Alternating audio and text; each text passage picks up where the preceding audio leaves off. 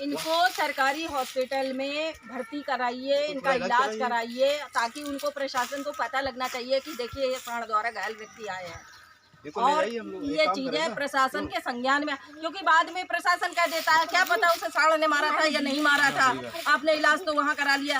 तो इसके लिए हमें वो प्रक्रिया अपनानी पड़ेगी। इन्हें सरकारी अस्पताल में आप CSC में ले जाइए, वहाँ फ्री इलाज होगा, भर्ती कराइए इनको, क्योंकि वो काफी घायल है, काफी बुरी तरह से घायल है। क्योंकि आगे दिक्कतें आ जाएंगी तो आगे चलना फिरना उनका मुश्किल हो जाए, क्या पता कोई हड्डी भी टूटी हो।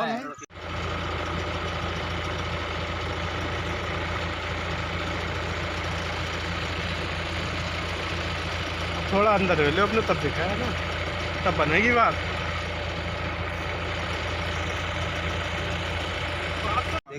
हटाए दो, अच्छा हटाए दो, बोल रहा है पीछे ये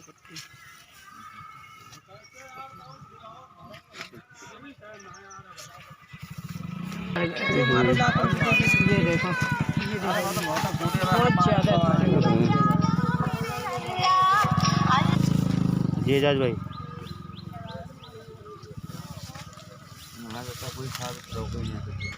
आटा मांडा हमारे क्षेत्र में नहीं लगता है भाई, भोजीपुरा लगता है। आप कहाँ थे उस समय? हाँ रिपोर्टर है अपना, भी देखता हूँ बात करके। रात के 2 बजे?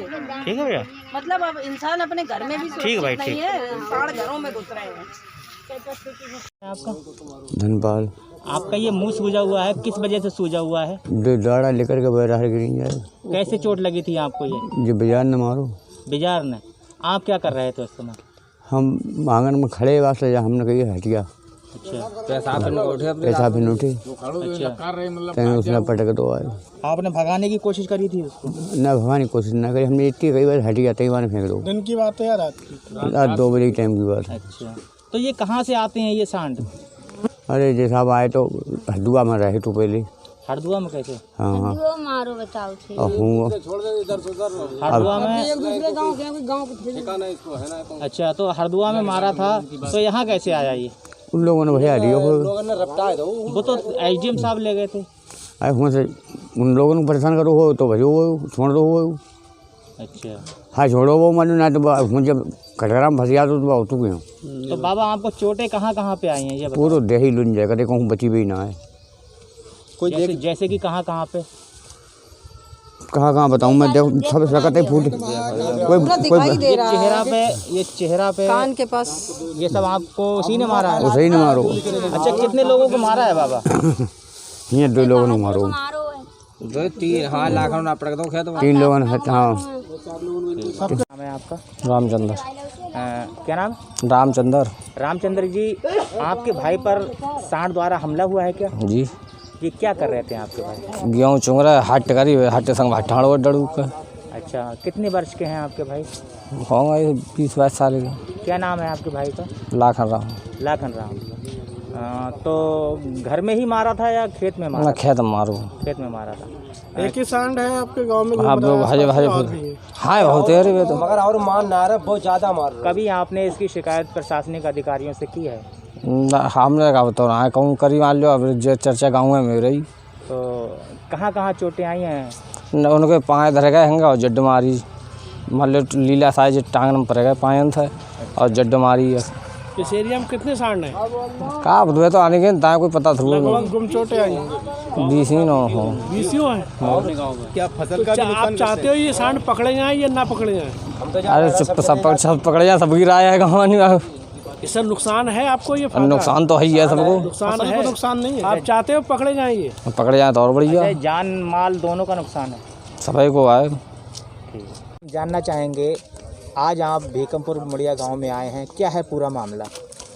कल मैंने अखबारों में पढ़ा कि सांड द्वारा मुड़िया भीकमपुर गांव में, जो नवाबगंज क्षेत्र में है, कई लोगों को घायल किया है और सांड की वजह से पूरा गांव बहुत जो है परेशान है। तो उस चीज़ को मैं पढ़ के यहाँ पर देखने आई हूँ कि यहाँ पर क्या स्थिति है और कितनी मात्रा में यहाँ पर सांड है। अभी आपने वो देखा मैंने कि एक ये बुजुर्ग से व्यक्ति हैं, इनको घायल किया, बेहद बुरी तरह से ये घायल है, पूरा शरीर इनका नीला पड़ा हुआ है, कान के पास भी फटा हुआ है, हाथ पैर कोई भी चीज़ साबुत नहीं बची है। और उसके अलावा भी कई और लोग भी घायल हैं जो अपने घर में हैं।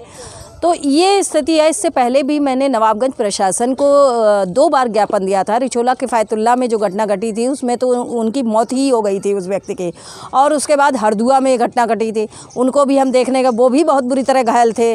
आर्या हॉस्पिटल में, प्राइवेट हॉस्पिटल में उनका इलाज चल रहा था। तो उसके बाद जो है एसडीएम साहब को 2 बार ज्ञापन दिया था संस्था ने, और ये भी कहा था दूसरे ज्ञापन में कि अगर ये सरकारी संपत्ति है साँड़, और सरकारी संपत्ति इस तरह से खुली क्यों छोड़ रखी है जो लोगों के जान और माल दोनों की हानि कर रही है। और प्रत्येक गांव में से ये शिकायतें आ रही हैं, जहां जहां संस्था को जानकारी मिल रही है अखबारों के माध्यम से, चैनलों के माध्यम से, तो संस्था वहां पर जाकर ज़रूर देख रही है, संज्ञान में ले रही है।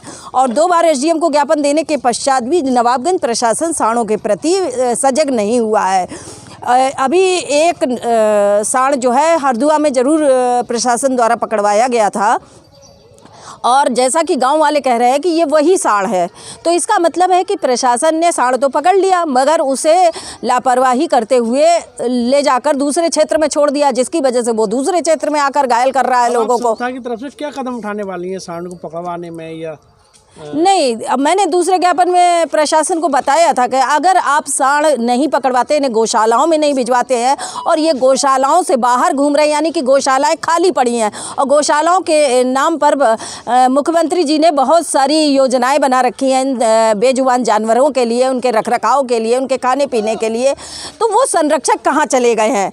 और वो संरक्षक जब साँड़ किसी को घायल करता है तो वो संरक्षक क्यों नहीं आते निकल कर? प्रशासन कोई कार्रवाई नहीं करता है, तब आप आगे क्या स्टेप लेंगे? नहीं, हमारा तो ये स्टेप है, जैसा कि हम दूसरे ज्ञापन में बता चुके थे कि प्रशासन अगर नहीं कोई स्टेप लेता है तो हम मजबूर होकर प्रशासन के पास ये सरकारी संपत्ति ले जाकर जमा करेंगे। वो अपने कार्यालय में इसको बांध के रखें। नवाबगंज क्षेत्र में गौशालाएं बनी हुई हैं या नहीं?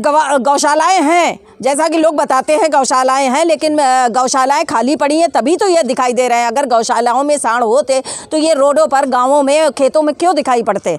और जबकि मुख्यमंत्री जी इनके लिए काफ़ी पैसा भी देते हैं और योजनाएं हैं, खाने पीने का प्रबंध इनका होता है, लेकिन वो प्रबंध कहाँ चला जाता है, किसके पास चला जाता है, ये एक विषय है। तभी तो ये जानवर, इनकी भी दुर्दशा हो रही है और साथ में लोगों की दुर्दशा हो रही है, फसलों का नुकसान कर रहे हैं। ज्ञापन दिए हैं आवारा पशुओं को पकड़वाने को लेकर, अब तक कोई सुनवाई हुई उस पर? नहीं, मेरे हिसाब से तो कोई सुनवाई नहीं हुई। सुनवाई होती तो ये साँड़ पकड़ के गौशालाओं तक पहुँचाए जाते। प्रशासन जो है लापरवाही बरत रहा है, लगातार लापरवाही बरत रहा है। संगठनों को आप कितना दोष? संगठन इसमें पूरी तरह से दोषी है। जब ये साँड़ कोई मारा जाता है तो ये बजरंग दल और विश्व हिंदू दल जो है उत्पात मचाने के लिए तुरंत निकल के आते हैं, लेकिन जब साँड़ द्वारा घटनाएं घटती हैं तो ये दल विलुप्त हो जाते हैं। तब ये दल कहाँ चले जाते हैं? तब इनकी रक्षा या इनके रखरखाव के लिए निकल कर क्यों नहीं आते? और उन घायल लोगों को देखने के लिए कभी कोई आता है? कोई एक्शन नहीं होता है, और सरकार भी उस पर मौन रहती है। लेकिन जब साँड़ों द्वारा घटनाएं होती हैं तब कोई एक्शन नहीं, और साँड़ मर जाए तो बहुत जल्दी एक्शन होता है। जी, ऐसे में आपका संगठन क्या करेगा? हमारा संगठन यही करेगा कि हम गांव वालों की मदद से ये साँड़ इनके सरकारी कार्यालयों में जमा करवाएंगे। हम फिर यही मजबूर है संस्था यही काम करने के लिए। जब आप साँड़ों को इस तरह खुला छोड़ रखा है, उनका नहीं रख रखाव कर रहे हैं, तो हम क्या कर सकते हैं? हमारी मजबूरी है, यही करेंगे हम। ठीक है, थैंक यू सो मच।